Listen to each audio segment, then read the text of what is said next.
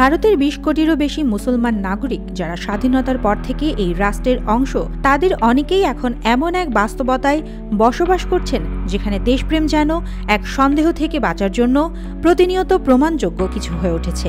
প্রশ্ন হচ্ছে, রাষ্ট্র যখন সবার, তখন কেন মুসলমানদেরই সবচেয়ে বেশি প্রমাণ করতে হয় যে তারা এই দেশের প্রতি বিশ্বস্ত?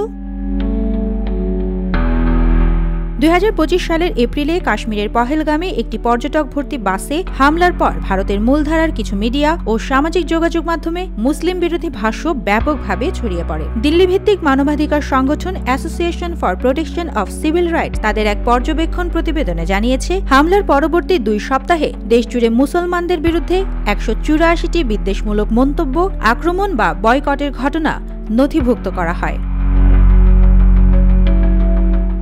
ঘটনা পর্যালোচনায় দেখা যায়, যখন কোনো সন্ত্রাসী হামলার সঙ্গে মুসলিম নাম জড়ায় তখন গোটা সম্প্রদায়কে প্রশ্নবিদ্ধ করা হয়, কিন্তু যখন অন্য ধর্মাবলম্বীর দ্বারা সহিংসতা ঘটে তখন সেটাকে বিচ্ছিন্ন ঘটনা হিসেবে দেখা হয়। এই দ্বৈত মানদণ্ড শুধু বৈষম্যমূলকই নয়, দীর্ঘমেয়াদে দেশের সামাজিক কাঠামোকেও দুর্বল করে তোলে।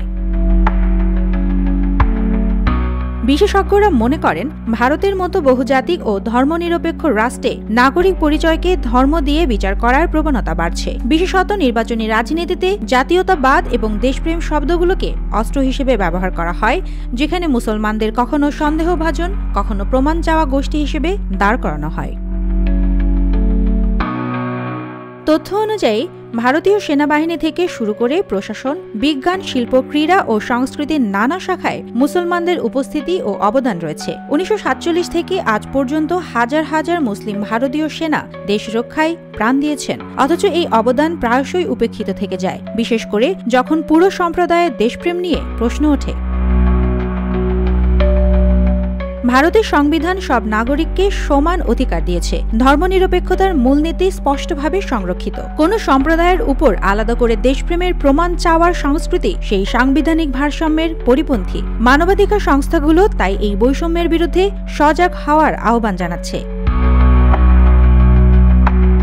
প্রতিটি নাগরিকের দেশপ্রেমের প্রকাশ হতে পারে আলাদা, এবং সেটি প্রমাণ নয়, সমান সুযোগ ও নিরাপত্তার মাধ্যমে পরিমাপ করা উচিত। যে কোনো সহিংসতা বা অপরাধের দায় ব্যক্তিবিশেষের বা সম্প্রদায়ের নয়। রাষ্ট্রীয় কাঠামো ও সমাজ ব্যবস্থা যদি এটুকু স্বীকার না করে, তাহলে শুধু মুসলমান নয়, পুরো ভারতের বহুত্ববাদী প্রশ্নের মুখে পড়বে। সুবর্ণা মেইজাবিন, দেশকাল নিউজ।